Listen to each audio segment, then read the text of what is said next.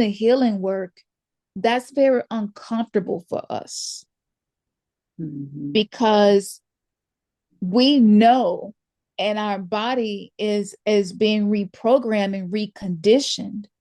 And so what one of the things that I noticed was what I used to think was attractive in the opposite sex, I don't anymore, because the more I heal myself, the more that I decondition myself and detox a lot of these beliefs and that I had. Certain things make me very uncomfortable. Yes. I don't like to feel like I'm being preyed upon. Mm. And a lot of women who, it's unfortunate, but a lot of times we have our children and we go through this period of healing because the children definitely are catalysts for your own wounded inner child healing. That's what this whole process is about, of being parents. They Yes. help us to heal. And so children usually bring those things up that maybe you push down into the shadows. And and you have to think about this. Women can't really date as freely as men can for a lot of reasons, but for those of us who are mothers, the instance you notice this predatorial, dominating, I should be the head, I should be the ruler over this kingdom, the woman is supposed to be the weaker vessel, the woman is supposed to listen to what I have to say, I run this is a man's world. That energy, even if it never comes out of that man's mouth, when an awakened woman pick up on that, it don't matter who that man is, to her, to the kids, or to nobody. It's Yes. something that is obvious and you cannot ignore it. Mm-hmm. Yeah. Mm-hmm. Yep. Wow. And that has just changed how relationships are being created. Yeah. The That's, women, yeah. yeah, I think we helped keep that narrative going. And now, like you're Mm-hmm. saying, we're noticing it and we're tapping back into our, and balancing ourselves. Mm-hmm. And now it's like, oh no, this is not gonna work. You Mm-hmm. can't lead.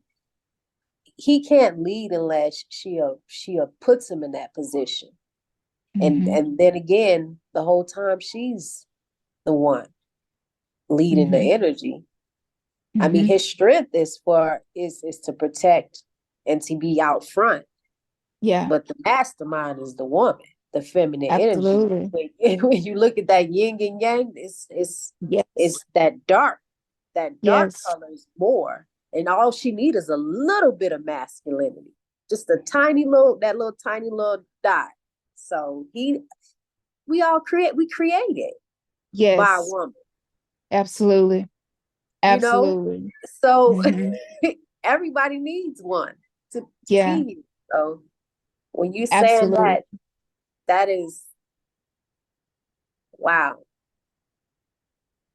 Yeah, it's really it's deep. Yeah. And I hear so many people talking about the dating scene, relationships, the state that we're in, the high rates of divorce, the really, really high rates of couples, long-term couples and married couples, not only getting separated and divorced, but a lot of couples that are staying together aren't being sexually active anymore the way we used to. Yeah. And the conversations that people are having around this is, most conversations are very surfacey. And if you're Yeah. not getting to the root of, but where does the conditioning come from, where does the programming come from, how do we get here, you can't do anything to change the trajectory of what's happening. And the beauty in this is the beauty that I see in this. And King David was just one of many, because when I started putting that course together, I did deep research. And you know how people who are, very, very hard going religious believers, you really got to bring some facts to build upon to reveal some of the things, because this is the key. If you're looking at what entertainment did, what hip hop did, even having wars, the impact that on us, like those things are kind of obvious, but the breakthroughs happen when you look into, but what's the subliminal stuff? What's the subconscious stuff?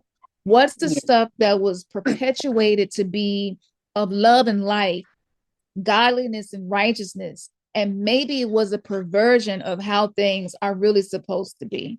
So my goal was to look into the shadows and find the things that are not so obvious. And when I started doing the research, not only that, but this is how deep this is. This led back to ritualistic abuse. Because when you really think about what a lot of women throughout the Bible went through, that was ritualistic abuse. It was a scapegoating position that women were placed in. And for the so-called first man, being Adam, to have blamed everything that happened in the Garden of Eden on the woman who he was supposed to be the head of, to blame everything that happened on her and not take any accountability, zero accountability for anything that occurred. He told God, it was that woman that you gave me, and she caused all of this mess. I had nothing to do with it. I am innocent. That same stance is what we're facing right now, where a lot of wounded men feel like whatever feminine, whether it's their mother, whether it's the woman, that they're with, or the woman they've been with, a lot of them feel like women are the issue. And you can see this in conversations, in comment sections and videos and podcasts, where a lot of men, they are still following this program. And so I wanted to go back and see, okay, now if I was supposed to be the head, I'm the king of the jungle, I'm the one that named all of the animals, that means that I'm accountable. That means that I am the governor. That means that I'm the president. That means that everything that happens has to go through me, which means I have to be accountable for everything that's occurring. That programming conditioned women to take more responsibility than we're supposed to. And any woman that had ever been in a relationship long term or married will tell you that she have found herself having to take responsibility when things would go wrong, and also having to be the one to figure out how to fix it. Because most men that have been traumatized by a lot of the conditioning, they don't know how to resolve conflict. And if you don't know how to resolve conflict, you don't feel confident around that, then the natural stance is going to be finding a way to not be accountable for what's happening, finding a way to shift the blame to someone else. And blame projection from men is something that women accepted to be normal. And we stopped looking for partners that would not be that way. That's how normal it seemed to be. And when I saw that the roots of this go back that far in a story that has been passed down many generations, I was like, yo, this is even deeper than what I thought it was. This isn't a modern day issue of blame shifting. This is something that we have been socially engineered to operate in. So, with that being said, that create resentment and hatred.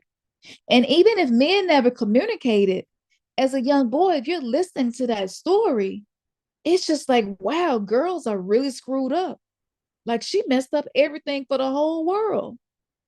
You know, that had to have had an impact on the way women are perceived on a subconscious level. What do you think about that? No, I agree. It definitely impacted the whole foundation, Mm-hmm. you know, and the generational patterns that were passed down. Um, I definitely agree with that story, blaming the woman. But I think that's the cleverness in it. That's how we were able to shift it to this patriarchal thing where it's like Mm-hmm. she doesn't need to lead. And it probably and now like you're looking at it in modern day times and you can see it clear as daylight. How are you gonna just blame all of this on one individual? It's a collective thing. I mean, a woman has a lot of power to stop certain things. And I think that's what's happening right now. The woman Mm-hmm. saying, you know what, I'm not gonna be able to sleep with you. Cause like you said, when there's people in relationships, they're not even sleeping together. And I was in a relationship and I was abstinent for 2 years at a time. Mm-hmm. And I remember, and then I would only time it would happen for me to have an encounter with their father was I would have to drink. And now I'm Yes. not coherent and I'm not fully in my body. So it'll happen then. Yes. And so it's like, okay, well, let's try it again. Yeah. And I remember the last time I tried to sleep with their father and my womb cried. I began to Mm-hmm. weep. And he was like, what's wrong with you? Mm. And it was like, I can't do this. Mm. I can't. I can't pretend. I can't allow myself to even engage in this basically low vibrational behavior because I feel Yeah. everything that's going on inside you. I feel everything that you're blocking. I end up having these visions and these perversions in my mind, and I'm questioning Yes. myself. So Yes. when you say Mm. that, it was purpose, Mm-hmm. behind all of that. And so we got to flip it on this end because this is a dualistic reality that we're living in. We're going to just Mm-hmm. blame it on the women, but Right. they're going to be responsible for everything because when you think about it, he can go out and work and she's to come home. Now it's a 50-50. Women have a lot more money and they've taken a lot more Yeah. control, but she still comes home and does everything that she did back when she felt like she didn't have any control. Our grandmothers had 13 kids, Yes. born in the 20s, and then my mother from the 40s and 50s, she had half of that, 7 and 8, Yes. 7 and 8. But when they were having these children, they were forced to stay there, Yes. because they had so many. And he was able to get Yes. a job and be able to go out there and hustle a little bit better. Yeah. So now That's she very had to true. sleep. Yeah, she had to Yeah. sleep. There was Yeah. no, and she let go of her traditions. Like I was telling you about my grandmother, she was Haitian. Mm-hmm. Her Yeah. mother, her mother and her sisters, they practice their traditions. But when it got to my grandmother, Yeah. she ran from all of it and went to the Catholic Church. So, Yeah. the natural remedies to not having babies and just Mm-hmm. being natural and being in tune with yourself, she had threw that away, hid Yeah. from it. She was ashamed of it. And so now Wow. she dealt with my grandfather. Now he didn't diluted, he was diluted, his blood was diluted because his mother was a white woman. So now, Mm. when you dilute the blood, and I'm not saying you can wait. When you dilute the blood, that's when you deal with the perversions in the bloodline. You have to clear that karma. Here's the water right there. And, Absolutely. and he had it in his blood. He abused his children, Yeah. especially the ones that she didn't have with him. And Yeah. she turned the eye. She turned a lot of the women wouldn't even they would blame the child. You That's was in right. them.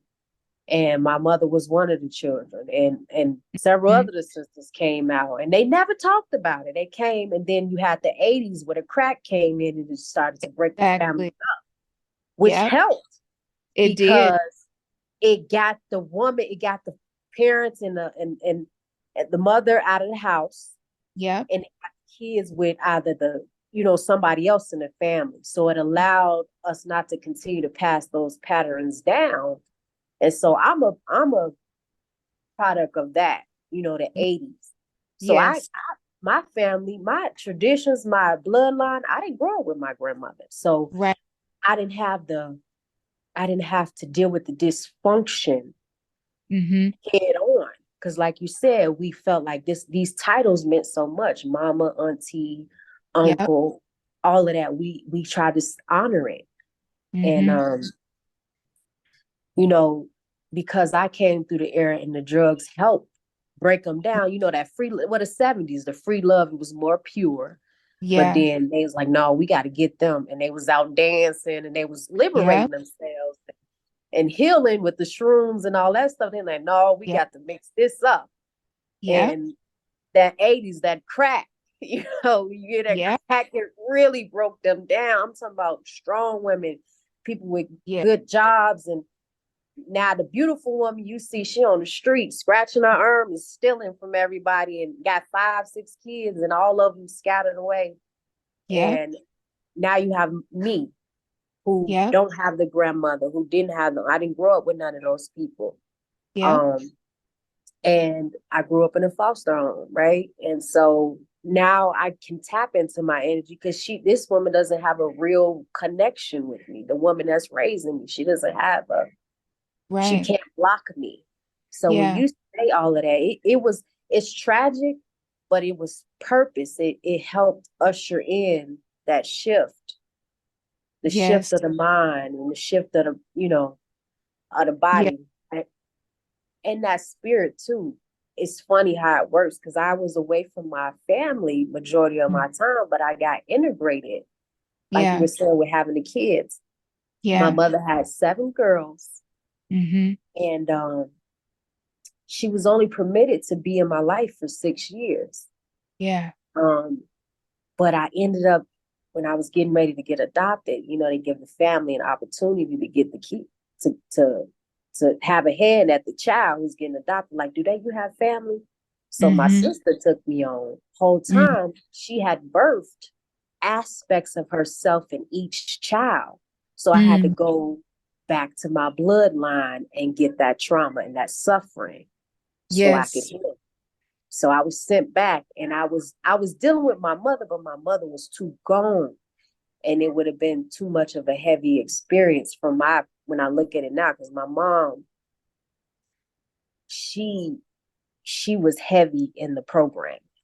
Yes. So A lot of our, yeah, mom got caught up in that, whether you were caught up in the religious trauma or caught up yeah, in drugs or caught up in the streets and part like from every angle we were mm-hmm, yep, and it's so powerful that you say that because I made connections between epigenetics, which is generational trauma and the way the cellular memory is passed down in our yep, DNA, and the connection to the crack era and why that happened and the roots of that.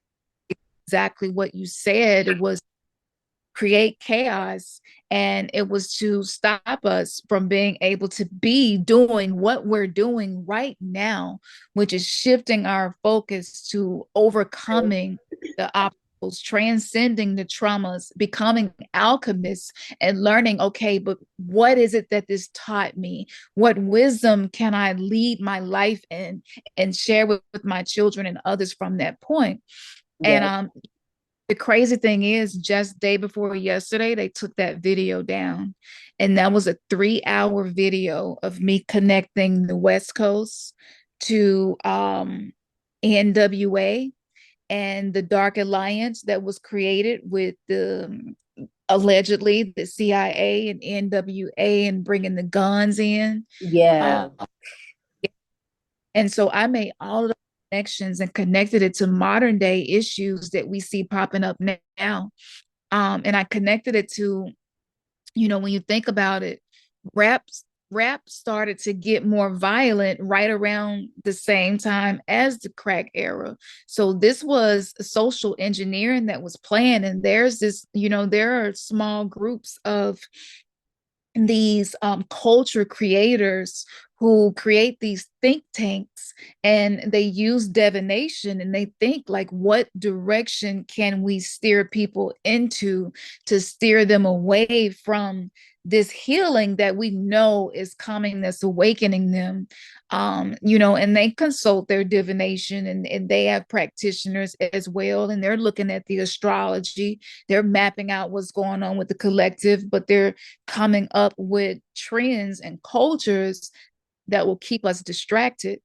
And so with that being said, the one of the biggest gifts that I was given in this incarnation was to have gotten the opportunity to be a late 70s, 80s baby, experience the crack era, and be able to come out on the other side of that. That's something Yes. that used to hurt me so much. I used to cry almost every day. It was so painful for me.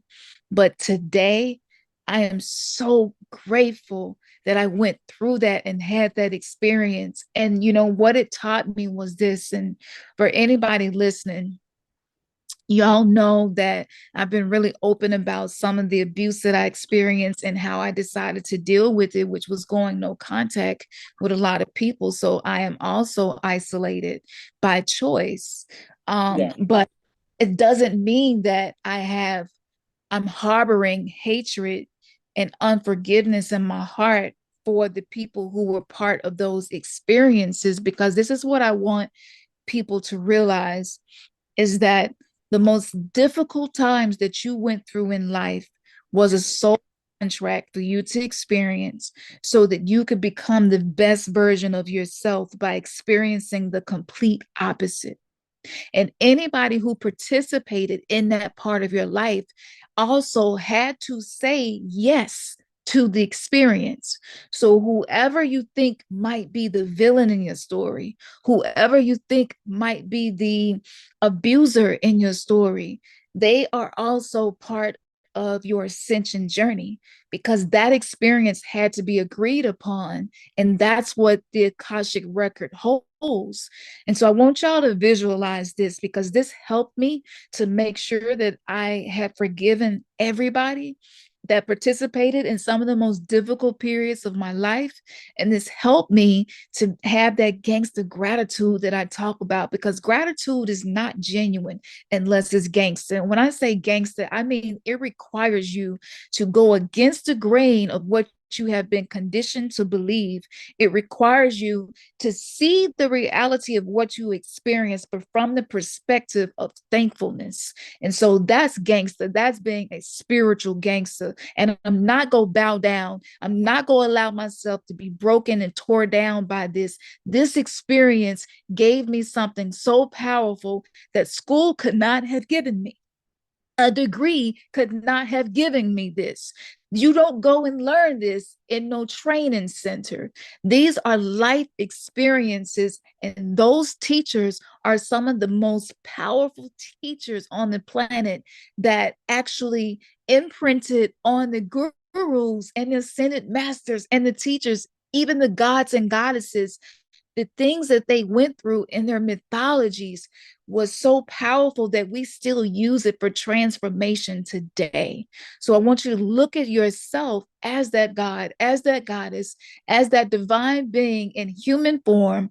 You are a remnant of the creator, and you're having this human experience for the purpose of evolution. And whoever was on the other side of that, whoever was the one hitting you, whooping you, calling you names, molesting you, neglecting you, leaving you behind, mistreating you, know that they had to sit down at that table with you before you all incarnated into a body, and they had to agree, I'll be your daddy. I'll be your uncle. I'll be your cousin. I'll be your mama. I'll be your brother. And these are the things that are going to occur between us. Okay, I'll be the villain this time around. I'll be the one that's abusing you. Okay, this is really hard for me, but I know this is for the purpose of evolution, and we agree to these things. And this is the reason when we're born, we usually don't remember our soul contracts. We usually don't remember our past lives. So I want you to think about how difficult that must be to have to sit with people who are going to be a part of this story that you're going to call your life, for you to become a better version of you. And for the people who had to be the ones that these things came through that were traumatizing, that wasn't easy for them either. So it had to have been out of a place of divine love for us to agree, because everybody on this planet has not only been abused, but we have hurt somebody. So we had to agree for that experience to occur. And if you could just begin to allow your heart to open and see how much divine love we come from. It doesn't matter that we fell into this 3D experience where suffering, pain, and despair is the main program that we were conditioned to operate in. What matters is who you are on a divine level, who you are called to be, who you are becoming. That matters more than anything. And when you know that source, the creator of all things, is that energy that we call love, that means that everything we agreed to experience was also a part of the plan of love. And love does not always feel good. And for a lot of us, we have become more serious about self-love because of those people who hurt us, because of the people who abandoned us and rejected us. That is a gift that you were given. And the thing that I want to really stick with y'all is this: the philosophies that I believe in wholeheartedly today come from my own experiences that I had to transmute to discover the treasure within them. And if you are listening to me and you feel empowerment from what I'm saying to you, I am only reflecting what's already inside of you, waiting to be acknowledged and awakened. So I want you to see that though you may feel like you were powerless, there are some people listening to me right now who are in situations where you feel trapped and you really don't know how to get out. We are never powerless. Powerlessness is an illusion, just as fear is an illusion. It doesn't mean that it doesn't feel real. It doesn't mean that it doesn't have an impact on us. But learning how to perceive things in ways from a higher mind is what allows your higher divine self to be invoked into your present moment to help you through whatever you're going through. So the power is always inside of you. The illusion is the people that seem to have the power outside of you over what's happening. At any moment, at any time, you can dive into your own innermost being. You can learn how to work with the fragmented parts of yourself created by these adverse childhood experiences. You can learn how to summon your inner child, to let your inner child know, I acknowledge you. I acknowledge what you went through. And I just want to let you know that I'm working on healing. And I know that you felt like a victim. And I know that it did not seem like anybody really loved or cared for you. And because of that, that has become the catalyst for me to love you like you have never been loved before. And I'm going to listen to you. I'm going to feel the emotions that you were not allowed to feel, and I'm going to process them. I'm going to sit with you, even when it is difficult to sit with you. And I'm going to make sure that you are protected and that you are loved and that the way that you feel is acknowledged. You are not wrong for anything. You have the right to feel whatever you are feeling. But I want you to know these events and the people involved, The purpose was not for them to take power away. The purpose was for them to show us what we did not want to be. And that is the best catalyst for changing your life. This is the conversation that we must learn to adopt, to have with ourselves. It is one thing to heal, but to be constantly caught up in the trap of trying to fix yourself, that's something that is becoming a massive epidemic for people who are seeking these soul journeys to overcome these things. And I have been caught up in that trap myself, where you never feel like you're okay. You always feel like somebody else has the upper hand, somebody is trying to hurt you. It's just one thing gonna happen after the other. We say these things like, when it rains, it pours. We say these things like, I just can't get ahead. I can't win for losing. Those words, these things, these colloquialisms that we have inherited from other people was from a place of victimhood and powerlessness. So if you allow yourself to say that and think that, you're re-abusing that part of you that's there for you to learn how to protect and love and be with. So if y'all don't get nothing else from this episode of Khamsin Untamed with my Sacred Sisters, I want y'all to remember this. And I know that these conversations may be triggering. And I know that it seems like the people outside of us who have these think tanks and they figure out ways to create human suffering, it's okay, because we're the generation that came here to figure it out. And if you listen to me and you are part of Generation X, just remember all of them times you was outside by yourself, exploring the neighborhood, in the woods. Like, this is a really common thing with us. We not only survived that, but we survived maybe not having caregivers and parents who were even capable of this level of consciousness and love with us. You're listening to me now. That means that you have a special calling on your life. That means that you are everything that you need. And if you were protected, even then, looking back, I know you see how unsafe a lot of the things that you were doing was. So whatever you're looking at in your life right now that reflects some level of unsafety, not feeling secure, being trapped, not feeling like you're around people who really have your highest purpose in mind and really care for you, just know that we grew up in these conditions and we survived. Now the goal is to learn to thrive and to not have to be in fight or flight, to not have to fawn, to not be stuck in freeze mode because of the things that we experience. And we're learning how to heal these things. And I could go on, but I just wanted to jump in and say that because my heart was really compelled, because I know that I'm speaking to people, no matter where you are on a socioeconomic level, no matter where you are as far as your accomplishments in life. I know that I'm speaking to people on every level of existence who are doing this healing work on themselves. We all have an area where we know we need work. And I just don't want you to get in the trap of thinking that you have no power. You absolutely do. This was really beautiful. Um, mm, yeah. Awena, my sister, honey, you sent me off on a tangent. That was beautiful what you said. Yeah. We want to Yeah. empower everybody,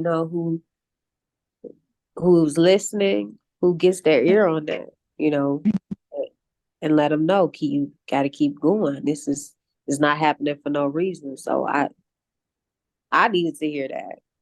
Mm, I needed to hear mm. that. Right. Yeah. Ashe. Who is this on here with us? Janae, did you want to say anything before we get ready to wrap it up? No, sis, you said everything. Wrapped it up in a nice, box and put the bow on it. Yeah. So that's so awesome. Yeah, it's amazing that it's so amazing that this is what happened when we come together in community and you're really not having to do anything. It's just being present with one another, listening to one another, receiving one another's words, and just trusting spirit to take us through the journey of whatever conversation needs to come up in the most untamed, unbound, liberated way possible. And this conversation is happening while we have a full moon in Virgo. So this is so perfect to be having this conversation, because this full moon is all about us being able to dedicate ourselves to what resonates with us, being able to live by our own code, being able to stand in our own integrity, being able to be grounded and figure out, like, what's my core values? What areas am I investing energy that don't align with my core self? And as you discover more of who you are at a core level, you have to make adjustments to your social life, your adjustments to your diet, adjustments to the way that you're treating your body, your mind, and your spirit. And so this is where we are now. And that conforming and that conditioning to assimilate, to not have a voice, to not rock the boat, afraid of admitting how we really feel. That's something that was a program that we had to experience to get here. And our personal autonomy, our sovereignty, our individuality is not something that has been celebrated. And I wanted this whole untamed experience to be in celebration of this. And I'm a Virgo rising. Even though I have a Libra sun, I'm a Virgo rising. So a lot of that Virgo energy is something that I have had to learn how to work with throughout my life. And it can be really difficult. I'm a perfectionist, and I pay attention to every nuance of everything. And I'm always self-policing myself. And sometimes I'm not allowing myself to be free and liberated. And so this is the 3D matrix that's dying. That version of Earth is dying. It only exists now in our memory and in the trauma reenactments that we're experiencing, so that we can learn how to neutralize them and walk away from that lower frequency information. You a Virgo moon. See, there we go, Edwina. So this is that alignment is so beautiful that it's not a coincidence we're having this conversation on 2/22/24. Like, this is, you can't make this up. Such a palindrome day during this full moon in Virgo. And for those of you who enjoyed this conversation, you can be a part of the community as well. Yes, Virgo moon sisters. Look at that alignment. I love it. You can be a part of this community conversation as well. All you have to do is join the Khamsin Untamed Patreon tier. I will be putting these together as spirit moves me to do so. My goal is to do at least 2 a month. But we just discuss whatever comes up and whatever spirit is wanting to be talked about. And, I want you all to be encouraged. Ignore the numbers. I know sometimes the numbers with my channel, for those of you who are viewing me, like, thank you for ignoring the numbers and looking for the quality in the content that I create. I appreciate that. But as you know, a lot of times when you're really giving somebody something that's transformational for them, you may not be the one that's promoted. You may not be the one that's the video that's being recommended. So if this was resonating with y'all, like, make sure that you subscribe and make sure that you like and make sure that you share your comments. And for those of you who are really serious and want to be a part of a community that is focused on this liberated form of freedom and having these conscious dialogues, I will put the link to the Khamsin Untamed tier in the description. I want y'all to enjoy this full moon. This energy is helping us to be aware of the things that we couldn't address in the past.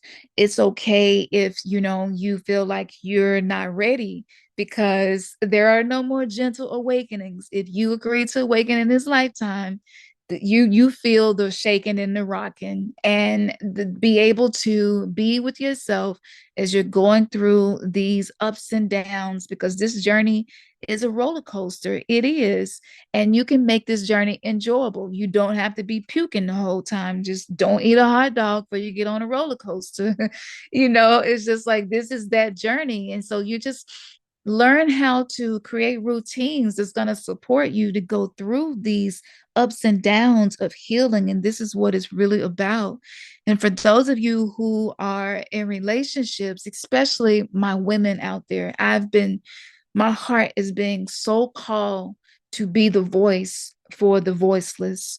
But if you are in a relationship and you're just in that period where you want to be celibate, you want to focus on your self-healing, and maybe your womb space has been crying out and speaking to you, and maybe you haven't been able to acknowledge that. I just want to celebrate you for being able to be honest with yourself about that. And the fear of what's going to happen if I speak this truth is always going to be there, especially if this is new for you. But we're speaking from experience. We have went through this and we chose to honor ourselves and honor our truth. The investment in yourself by doing that is to be able to operate at a higher level of self-worth, which means that you will be able to magnetically attract through that feminine self-worth you're investing in yourself, people, places, and things that will align with that level of love that you are giving yourself. So it's okay. You don't have to try to use your womb to pacify your partner and your relationships. You don't have to feel like you're not being a good woman or wife or letting them down because you're desiring to do things differently. And if they truly love you and they are willing to be open and understanding, it's going to divinely work out just as it is supposed to. But the worst thing that you could do is to not acknowledge what it is that your womb, your body, your mind, your spirit is telling you that you need, for fear of what's going to happen if you don't listen to that. So I just want to keep you encouraged. I hear some thunder in the background, just as I said that. It felt like Oya came through. She is the Orisha of transformation. It's just like, okay, we're bringing some thunder, or you're bringing them transformations in that storm. So I felt like that was a ashe. That was a moment of power from the heavens. Like, yes, it is time for this. So I hope that this spoke to you. I wish I would have had somebody to give me this information and that I could have these conversations with. And so my goal is to hold space for the conversations I wish I could have been having in the beginning of my journey with others. And I want to thank my sisters for being a part of this episode with me. And I'll be looking forward to our next one. Thank y'all so much. Because like I said, I wasn't going to do it tonight. And I've just been living from that soft space of letting spirit lead and